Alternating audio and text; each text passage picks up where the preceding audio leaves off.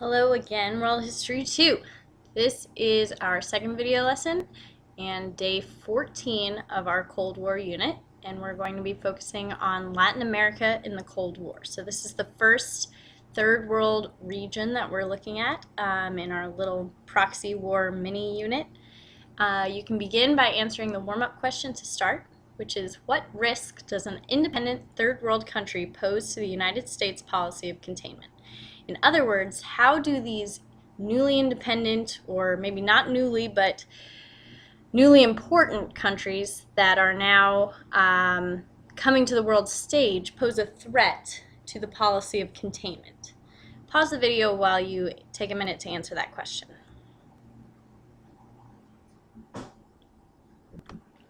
Okay. Our objective today is students will be able to analyze the revolutions in Latin America in order to explain how third world countries posed a threat to the U.S. during the Cold War.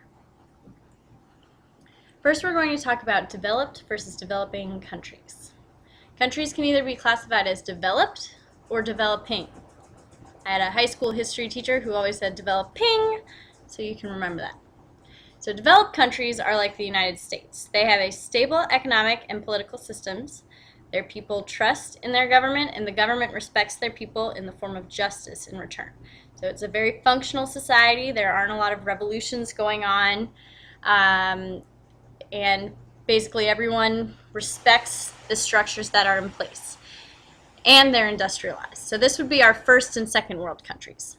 Developing countries are not yet industrialized, or they're in the process of industrializing.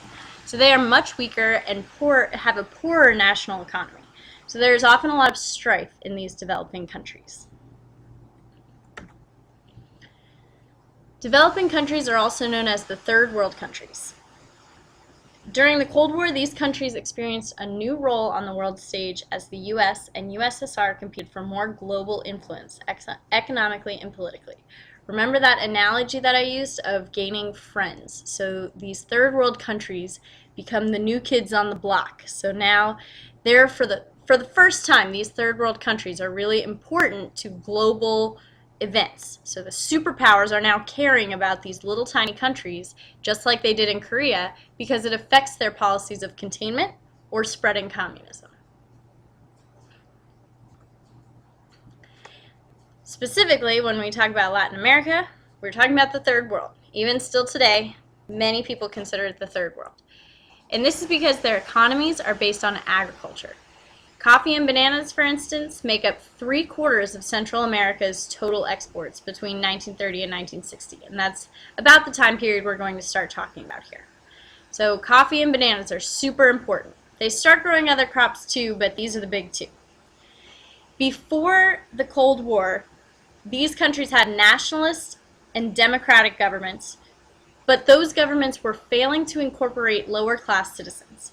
So they had all these poor farmers living in their country, a very small political elite who was very wealthy, and the lower class citizens were often unable to vote due to property ownership, even though they were a democratic country. So it was only a very small minority of the population that was able to vote in these Latin American countries. And there's also just this general drastic inequality between rich and poor. The poor people were very, very, very, very poor, and the rich people were very, very, very, very rich. And they owned the land, and the poor people were like the sharecroppers. So they were allowed to live on the land, and they were paid for their labor, but still today they're not paid very much. And so they didn't have a lot of ownership in their own country, and they definitely didn't have a lot of political power. Okay, so you'll notice that our checkpoints today are going to be on blue slides, so I hope that they'll be a little bit more noticeable for you guys. And just like the last time, I want all the checkpoint questions on a separate sheet of paper. There are 10 checkpoint questions throughout this video. Our first checkpoint question: what is the main difference between developed and developing countries? Second question: in your own words, why were third world countries important in the Cold War? Third question: what were some characteristics of Latin American countries during the Cold War? Take a minute to answer these. Okay, so there are several important revolutions in Latin America during the Cold War, but just for today we're going to focus on two. So Guatemala, Cuba, Bolivia, Nicaragua, and Venezuela all have communist revolutions in their country of some form or another. So these are very important countries because of this and because of how they affected our policy of containment. Today we're just going to focus on Guatemala and Cuba, and then later in the unit we'll talk about the other three. You can see that funny picture down there of Ronald Reagan wearing a Stop Communism Central America t-shirt. It's one of my favorite pictures. This map shows all of the insurgencies that tried to create communist governments or democratic governments in Latin America during the Cold War. So you can see it's a lot of countries. And most of them involve the CIA, which is a United States organization, or the U.S. government themselves. So we support a lot of these countries that are trying to overthrow the communist government that overthrew the democratic government. So they went from democratic to communist, and then we tried to make them go back to democratic. In some places we were successful, in some places we were not. We're going to start with Guatemala. Guatemala established a nationalist democracy in 1945. So what this means is that there was a nationalist elite. So in essence, they were a democracy, but not everybody could vote. So they were still a very strict society. The U.S. supported their national democracy, and they had a friendly relationship for economic interests. One of the biggest reasons was for the United Fruit Company, which was a major American corporation and the largest banana company at the time. So the United Fruit Company owned a ton of land, 500,000 acres in Guatemala, and that was owned by Americans. So we owned a lot of land in Guatemala. So if it was affecting an American economy, we are a capitalist society, so that would affect our country as a whole. So we had vested a lot of interest into Guatemala as a country because of the United Fruit Company. Then, in 1952, democratically elected Guatemalan President Arbenz advocated for a populist, which means more in favor of the common man. So he advocated for these populist land reforms that would grant more people a share of the land. This sounds like something else we've talked about. So this changes the U.S. position towards Arbenz. The U.S. did not like this because it hurt the United Fruit Company. The United Fruit Company had a tax scandal in Guatemala, and they cheated on their taxes and somehow got away with having more land than they should have or paying less money for it. And therefore, President Arbenz, when he wanted to take this land, he wanted to give it to the people that worked this land, who were Guatemalan, which makes sense. But the U.S. didn't like this, and they also thought it sounded a lot like communism. So in 1954, we send in the CIA, which is the Central Intelligence Agency. Remember, that's our foreign investigative police. So we deal with that. The CIA deals with international issues. So the CIA backs an invasion that forces Arbenz to resign, who's the president. And this launches a 36-year-long civil war in Guatemala. During this civil war, the CIA trained paramilitaries in Guatemala, which come into play in Cuba again, and these paramilitaries were responsible for over 93% of the human rights violations during this civil war. So over 36 years, almost all of the human rights violations, the genocide, and things that the United Nations has declared internationally illegal were the fault of the US's CIA. Just to kind of tie up the loose end of this story, in 1996, the UN negotiated peace between the guerrillas, who were the paramilitaries, and the government. And so now the government is a democracy. More people have rights. It's more of a populist democracy, but it is not communist. Checkpoint number 2, questions 4, 5, and 6. Take a second to answer these, which are also on your paper.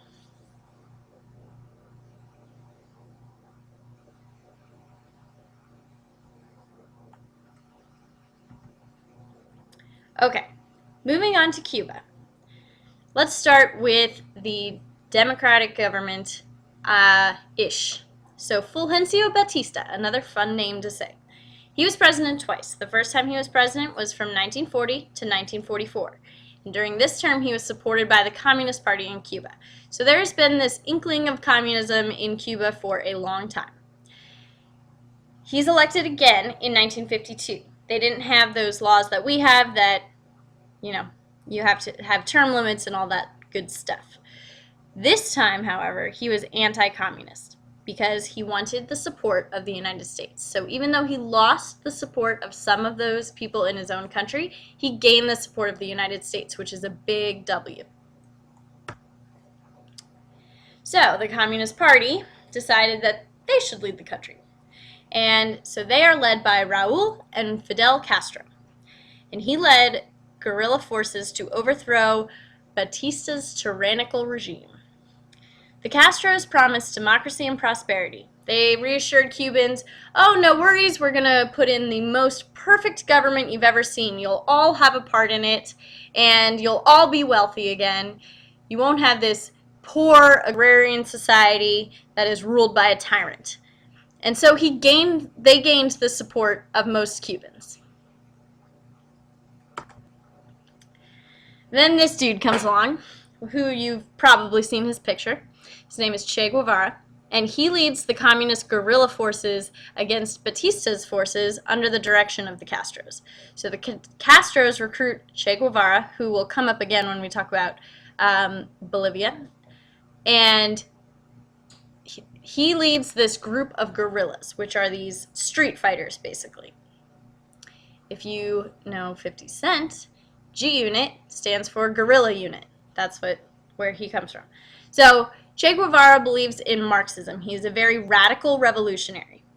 Marxism is what Karl Marx set out in the Communist Manifesto. He basically created this perfect form of communism.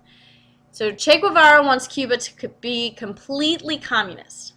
And to do this, he leads these forces in guerrilla warfare, which, like I just said, was fighting that takes place in the streets, in jungles, which we're going to see in Vietnam, or in just general wilderness. So wherever they encounter other people from the opposition.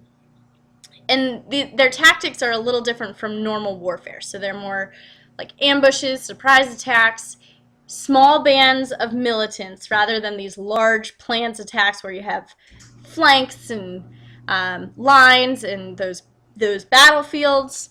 Not like that. Very sneaky and very surprised. So this civil war continues for about 3 years. And finally, Fidel Castro takes power in 1959. He breaks his promise of democracy and prosperity, who saw that coming, and installs a Marxist dictatorship like Che Guevara wanted. Cuba becomes extremely poor. And so they decide to collude, which means to plan with or to plot with, the USSR. And Castro remains dictator of Cuba until 2008. So all the way through the Cold War, Castro is dictator. He's the main man in Cuba until only about 6 years ago. Okay, so 1959, something happens called the Bay of Pigs invasion. And it's one of the most remembered events in American history because it was very embarrassing for us during such a time when we were so public and we cared so much about all these little tiny political matters. So Castro's dictator of Cuba in 1959, and the U.S. knows that he's in cahoots with Nikita Khrushchev, who we've talked about before with the space race, and so the U.S. distrusts him. They say, okay, we know he's talking to the USSR. This is probably not good for us, with Cuba being only 90 miles away from the United States. So in 1960, President Kennedy is elected, and he's briefed, which means let known, of the U.S. plan to overthrow Castro using Cuban exiles. So all these Cuban exiles that were living in America have been recruited to execute this plan. And they've actually been trained back in Guatemala as guerrillas by the CIA to execute the invasion. On April 17th, 1961, about 3 months after Kennedy takes office, he launches the invasion of the Bay of Pigs.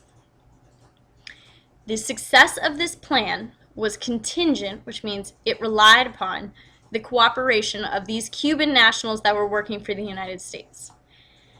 They didn't really execute the plan as planned and totally botched it. So Kennedy is still remembered for such an embarrassing failure.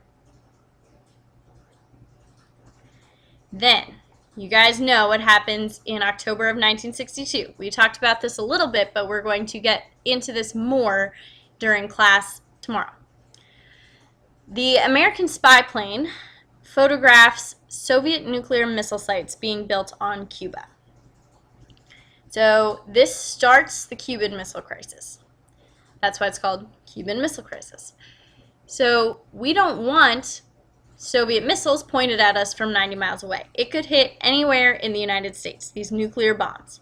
So we attempt to block the ships carrying the missiles before they can get to the naval bases. So we attempt to isolate Cuba with our naval forces, and we also try to isolate them diplomatically, which has come into play with the embargo, which means blocking of trade or ban of trade. That's why we can't get things like Cuban cigars in America, and why you can't travel to Cuba on vacation. Eventually, Kennedy comes to an agreement with Khrushchev, and the USSR would remove the missile sites from Cuba if we agreed to remove ours from Turkey. So this is the arms race coming to a head. So we're going to look at that more in class on Wednesday and Thursday. All right, your final checkpoint. And you guys have probably figured this out by now, but I just realized on our first checkpoint I said to write it on a separate sheet of paper. You don't need to do that. I will just take it on the note sheet. That is totally fine. I apologize if you've already written it on a separate sheet of paper. So, number 7. What does the Cuban Revolution have in common with the Guatemalan Revolution? Compare them. Number 8. Contrast them.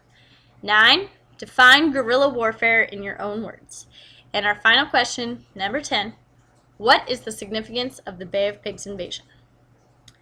Okay, so if you have all those notes filled in and those 10 questions done, you're finished with your homework, and I will see you tomorrow.